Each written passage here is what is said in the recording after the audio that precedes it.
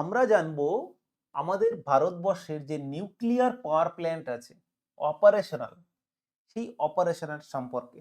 Operational যে power plant গুলো আছে সেগুলো কোথায় কোথায় কি কি আছে।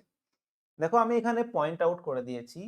উত্তরপ্রদেশে একটি আছে, যার নাম কি বলা হয়, নারোরা। Narora power plant. রাজস্থানে একটা আছে যেটাকে বলা হয় রাওয়াত ভাটা।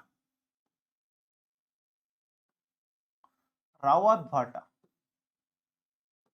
গুজরাটে আছে কাকরাপার। কাকরাপার। মহারাষ্ট্রে আছে Tarapur.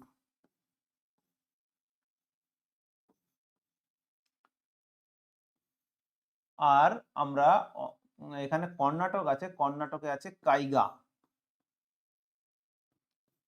Kaiga nuclear power plant.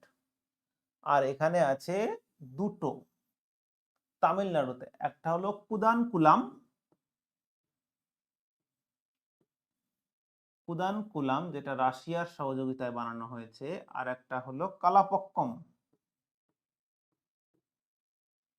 Kalpakkam. তো এই নিউক্লিয়ার পাওয়ার প্ল্যান্টগুলোর অপারেশনাল ক্যাপাসিটি কত, সেটা সম্পর্কে আমরা জানব। চলো দেখো, ফার্স্টে দেখছি যেখানে আছে রাজস্থান, রাজস্থানের অ্যাটমিক পাওয়ার প্ল্যান্ট আছে রাওয়াত ভাটা। সেখানে কত না ক্যাপাসিটি,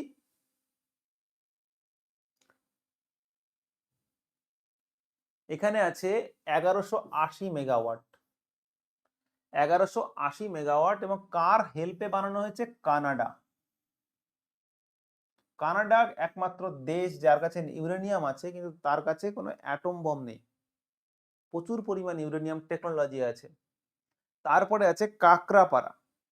কাকরাপাড়া আছে 1480। এবার এর মধ্যে যে এই যে 700 1400, আর এখানে 1400 হবে না, এখানে 1400 প্লাস 480, মানে বলতে গেলে 1880।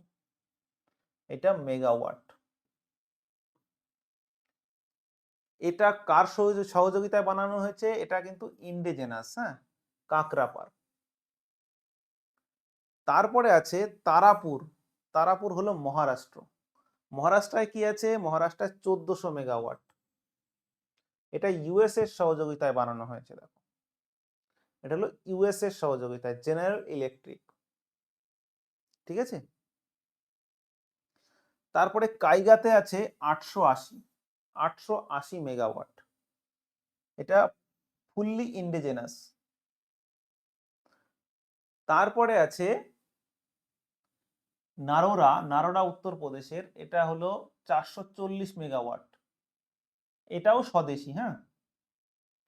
কুদানকুলাম তামিলনাড়ু, এটা হলো 2000 মেগাওয়াট। এটা সবচেয়ে বেশি আছে, হ্যাঁ, সবচেয়ে বেশি ইলেকট্রিসিটি প্রডিউস করে।